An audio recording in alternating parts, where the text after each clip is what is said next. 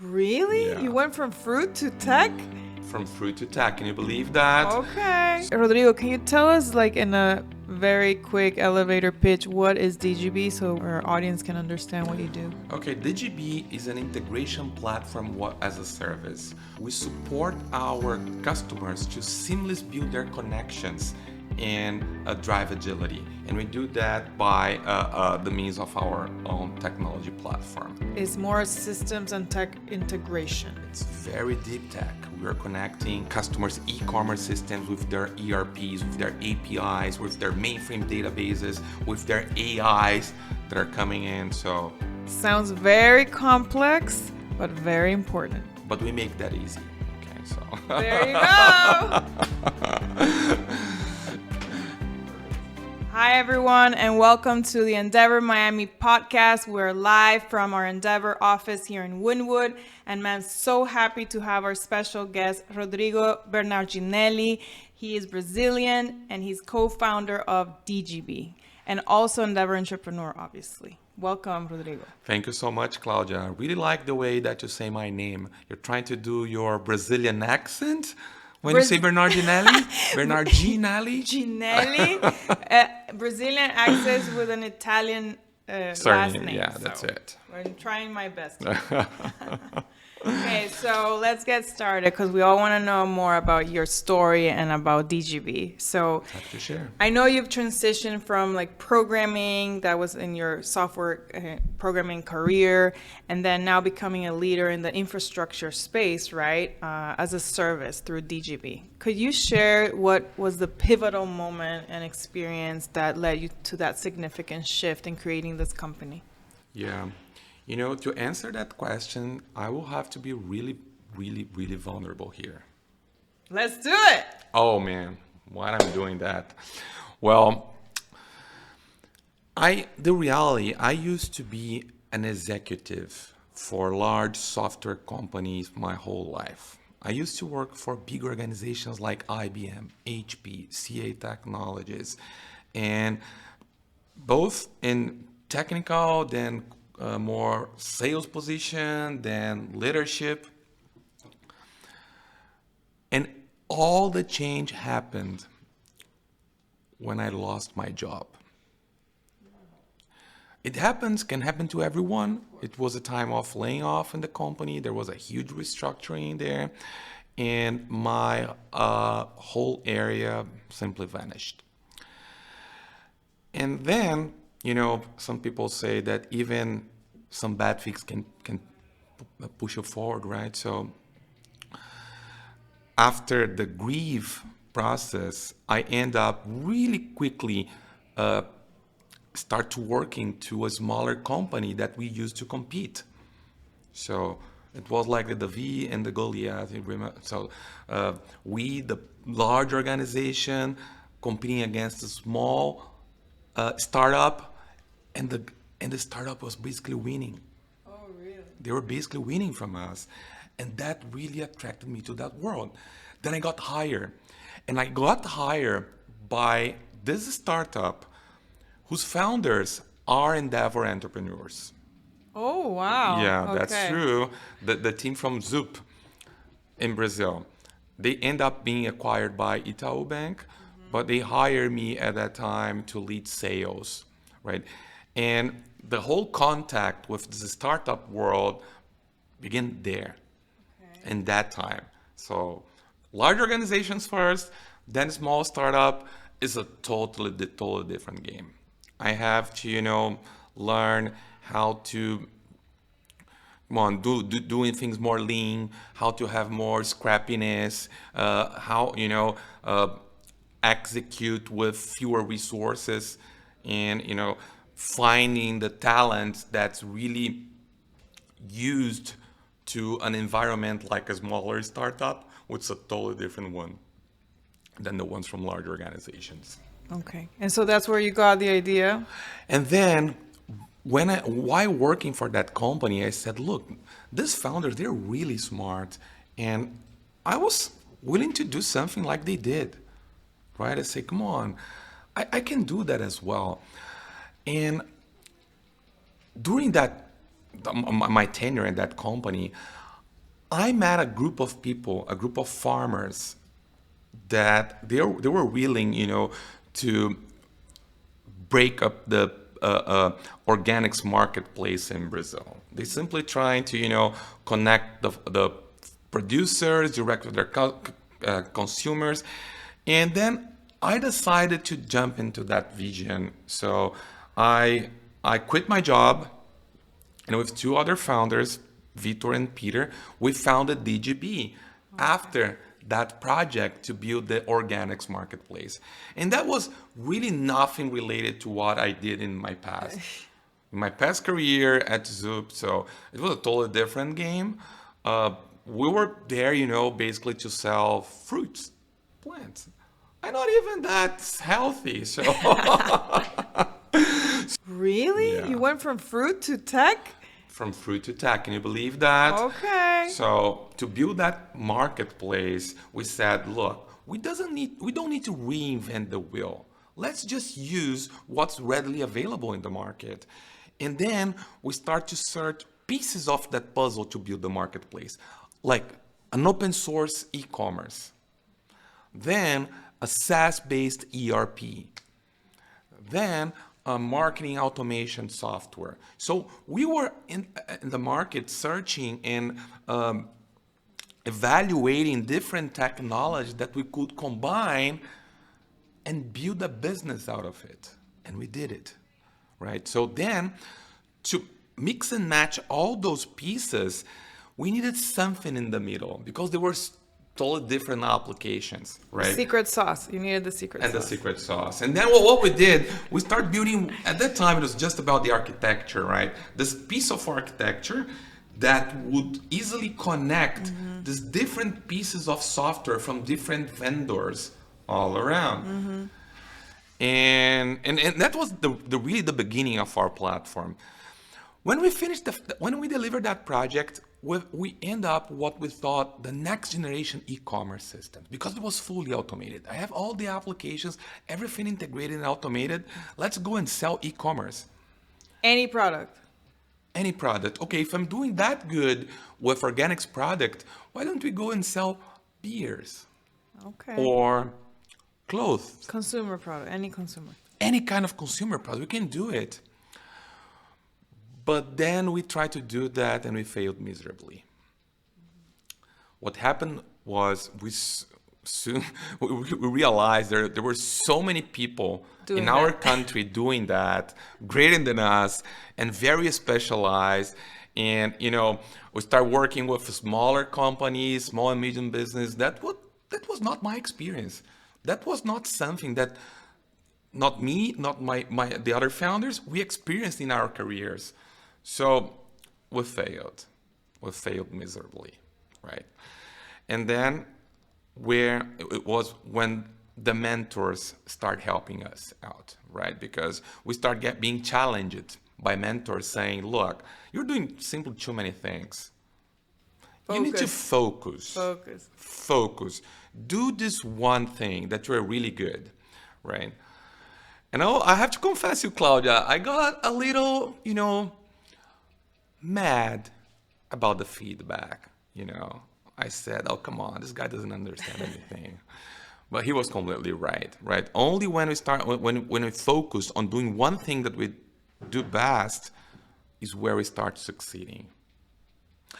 And then everything started. So from an organics marketplace, we start looking to our core and say, look, we are enterprise kind of people. We used to sell to large organizations. And that middle piece, that piece of software in the middle of those applications, this is something that companies all over the world, based on our experience, they need something like that to better connect and make it easier to integrate their systems. And then we decided to focus on that and focus on our core competency, which is dealing with enterprise software, which is my background, selling to large organizations, which is my background. So So you went back to what you love to do and your core. So you built the platform and then pivoted because of the feedback. Yeah, and we pivoted because it's great to try, right? And the fails bring us lessons.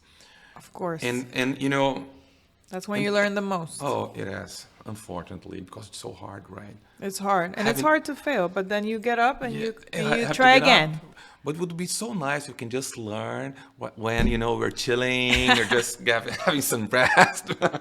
But that's not the reality. The reality is you have to do, you know, some stupid things sometimes to grow. And It's okay. you know, that was our learn. So look at that. I came from large organizations, then start working for startups, then try to do my own business. One business that was completely unrelated to what I did before, right? Selling with a different go-to-market that I was never used to it. So I tried that path, but those experiences led to where I am. Yeah, you found product market fit, and the beauty of it also, you were working with your friends, right? In that organics, product that you were delivering through e-commerce, but now you go to enterprise software with your friends. Tell us a little bit about how is it? I mean, it must be a rewarding and unique experience to work with friends, although sometimes it could also be challenging. But share how has been that dynamic and that experience with them, and how has that fostered and impacted the culture of Digibee? Nice. So, me, Peter, and Vitor, like with Peter, I've been working with him for such a long time. I used to be an account executive, and Peter was the pre-sales engineer, and we worked side by side on taking technology to large organizations in Brazil. And then I become a manager, he became a manager. I become a director, he became a director. Then I took over a business unit in the company, and he was working with me. So all this time. And then when I left the company, he left the company as well to join me in my new company. So we were all working together at Zoop at that time. And so we have this relationship for a very long time. And of course, it's a great friendship, but it's professional as well. We grew professionally together. And Vitor, the third founder, he used to be our customer. He was a person in the other side of the counter that we were used to sell to. And we joke because he was the one that, you know, we're taking him to those fancy conferences in Vegas, right? So treating like customers like to be treated, and you know, all the bells Perks, and yeah. whistles, all the perks that this came from. But then Vitor was tired too, and he said, "Look, he was an executive at the bank, at Santander Bank, for 14 years, if I'm not wrong." And he said, "Look, I really need to do something He different." wants to create something, his own thing. His own thing. And he said, and I said, "Look, but we're just starting. We will have to give up on many, many things from what we've built so far. Our wealth, our, you know, own experience will be challenged. Or comfort. Our comfort." Because, Yeah. yeah, being an entrepreneur, you're outside of your comfort zone. Yeah, I mean, like an executive, you know, I have to learn. It's a great one. I like it. But I had to learn how to go from business class to the bus I was taking back home every day because I sold my car. You had to be efficient with your resources. Right, Oh so my you have God. to be efficient on that. So those are the difference. It's not difference because, you know, suddenly I'm you know, out of cash, but you have to change your mindset. Yeah. You have to change your That's mindset. amazing that you did that. It is, right? So, and working with them, people that I used to, you know, work with, get along with all the time. They're my friends. So I couldn't have made it without them. Definitely. Definitely. I couldn't, right? So they're a big part of And my your growth. your employees feel that bond between all of you? Oh, definitely. But you know what? The founders, we help to drive the Of course. culture of accomplishment and so on.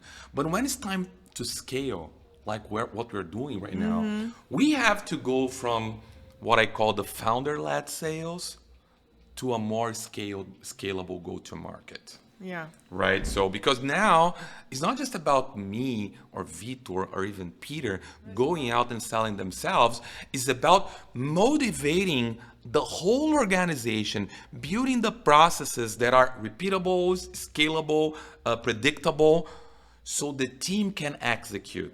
Otherwise, there's no scale. Yeah. And it's super hard to achieve that. Right? So you have to continue leading with the vision, the strategy, inspiring the team, because at the end they will execute also if they feel motivated and inspired by the founder. So it's a big responsibility, but you all row as a team together with one end goal of making Digibee great. So I love what you're doing. And in the world of entrepreneurship, like staying motivated can be a challenge, right? So what drives you each day to get up and go and work? Wow. Well, first and foremost is my family, definitely, right? So I'm the kind of family guy, love my wife, my daughters are beautiful, my little puppy is always with me, so, you know. But professionally and selfish, I, you know, I am driven to become a better self. I want to improve. I want to become the CEO that Digibee deserves to. And again, this is not an easy task. Everybody can, found a company and put a title as a CEO, but it took time for me to, get over from things that I used to do in the past and learning new things. Like you said, now, instead of just going there and selling, I have to take care of the culture of the company. That's one of the big things a CEO needs to do. I need to take care of the strategy of the company. I need to take care of the cash of this company, right? I have to take care of the people of this company. So it's different. It's totally different. It's different perspective for the business. It's the responsibility is even greater.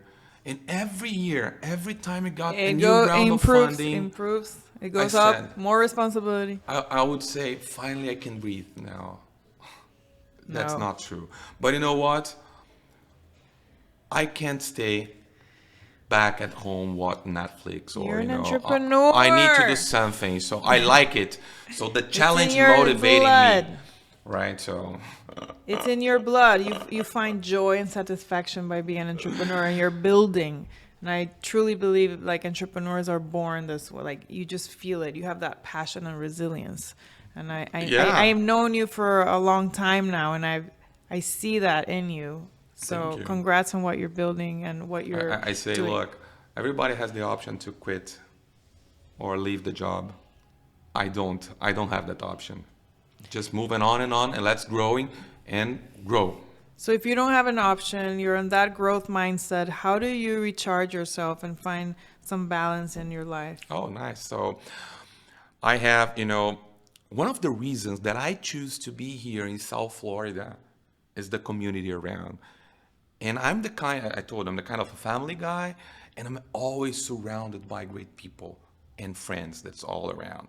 I have, my house always open for the weekends, the parties, and my daughter's friends, they are all there. So getting along with them, having great time with friends is something that recharges me. And the one thing that I love here about South Florida, I love boating. That's what I do by the weekend. So for me, just cruising in the Intracoastal. Where do you go? Or here in the Intracoastal, Miami, Fort Lauderdale.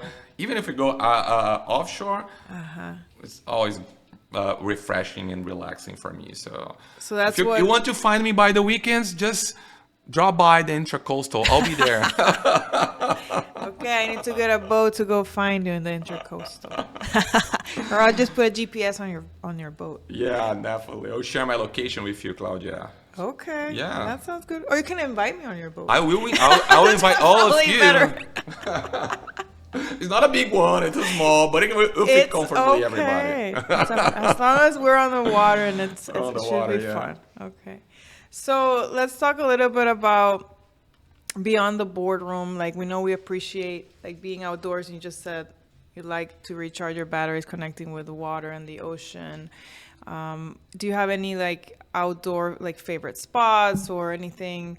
Or any sports or anything you like to do apart from boating? Do you like to travel? Like, what are your passions? Like, I want to get to know you a bit better. I'm not that kind of fun, Claudia. You just said you're fun and you have Look, I'm the kind. I like to travel. Everybody likes to travel. I don't like that much. I prefer my places. You like to be at home. Yeah, You're a I home prefer guy. to be at home. I have to travel all the That's time perfectly fine. for work. Oh, that's For work, right? So, and there are great travels, but I like to stay around close to home, and that's what I do. And to be honest, I told you I have to be vulnerable here all the time. So I'm getting back to to better health, fitness. So I'm back to the gym. So I'm trying to take care of my health after this 7 years. It was crazy. of a sprint. Never, no vacations. It's always, even if you're out for a week, you're not really out. You're thinking about the business. You're calling people. You're checking email or messages. Come on, it's impossible. So what I'm doing now, I'm trying to get back health on getting Well, we can't to help the you with that. gym. We have Thank a you. wellness retreat coming up. Oh yeah, you invited me. You can disconnect for 2 days, recharge yourself, and go back to work. I'm gonna a make new it. person. I'm gonna make it next time. Perfect. That's a deal, and it's live. We have a lot of witnesses. I'll report back on I'll do that.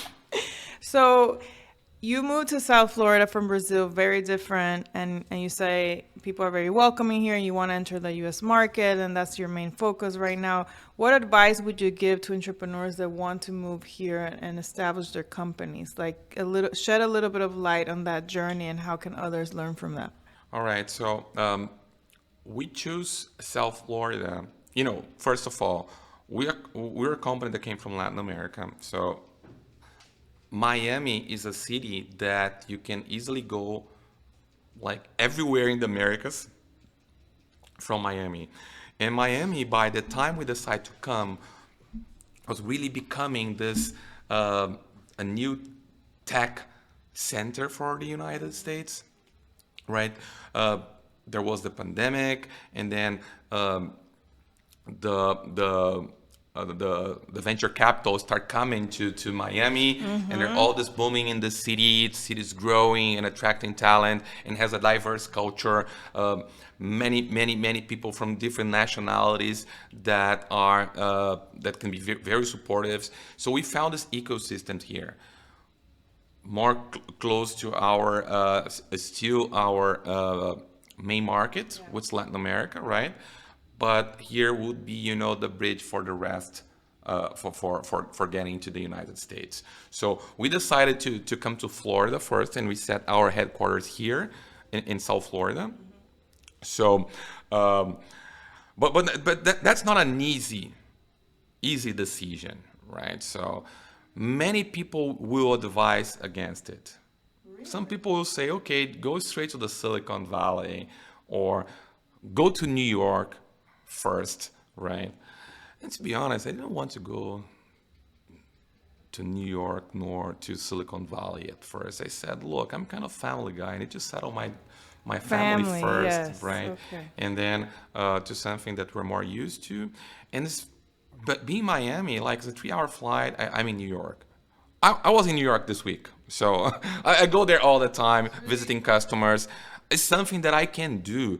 Right, even to the West Coast, of course, it's far, take more time. It's a long flight, right? So, from here, but it's faster than from Brazil. It's faster. But Brazil 7 hours and a half to São Paulo. Yeah. San Francisco 6 hours. It's not that easy. Yeah. And I go to the West Coast all the time.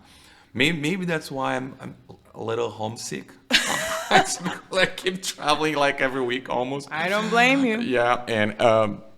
But we found that South Florida, we could attract talents, we could have the people here, we could settle our families, and it could start from here. We could have access to capital and having to a more balanced lifestyle. And you have a diverse community, right? And very welcoming community here that it helps also when you bring your family. Very diverse people from all over the world.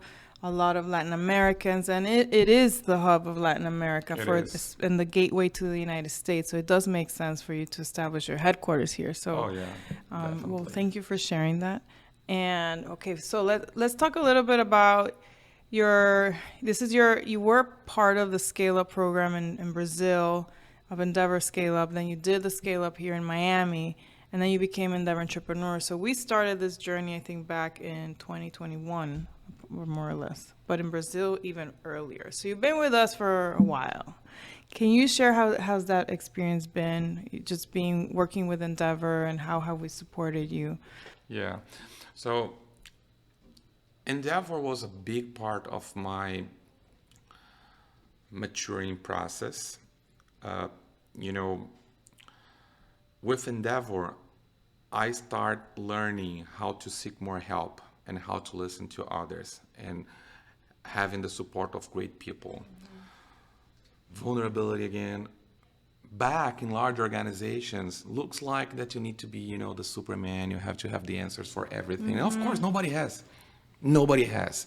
And then you have to Pretend that you know everything. pretend that you know, figure out yourselves, and that put a lot of stress on you. It doesn't need to be that way. So we did 2 scale-up programs with Endeavor.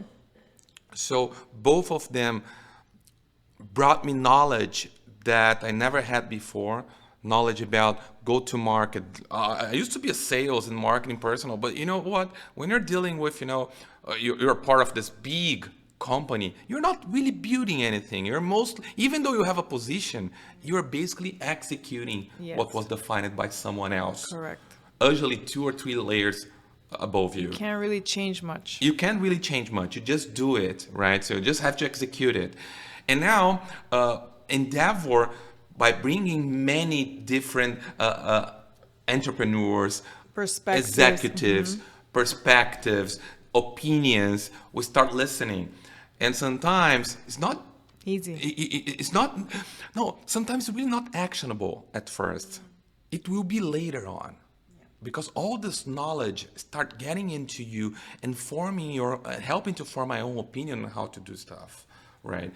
Yeah, And you get the information, you get and then you start information. analyzing, processing. I have to start dealing with things like balance sheet or even legal contracts, things that I never did before, or having to deal with performance management people, and building my own performance management system. It's not about, here's a checklist, you have to talk to someone, go there, this is your duty, do it because otherwise I will look bad. No.